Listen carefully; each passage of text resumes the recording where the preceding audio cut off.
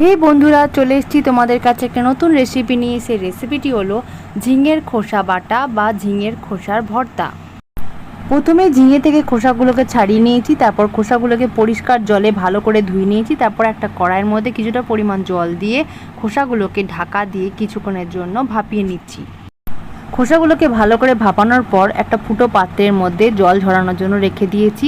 তারপর একটা মিক্সিং জারের মধ্যে খোসাগুলোকে দিয়ে দিয়েছি পেস্ট করার জন্য, সাথে একটা লঙ্কাও দিয়েছি।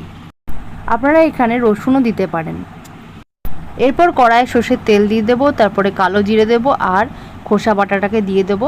নিয়ে ভালো করে খোসা বাটাটাকে ভেজে নেব। পরিমাণ মতো নুন আর পরিমাণ মতো চিনি দিয়ে খোসা বাটাটাকে ভালো করে ভেজে নেব। কড়াই থেকে খোসা বাটাটা যখন ছেড়ে ছেড়ে আসবে বা শুকিয়ে যাবে, তখনই বুঝে নিতে হবে খোসা বাটাটা হয়ে গেছে।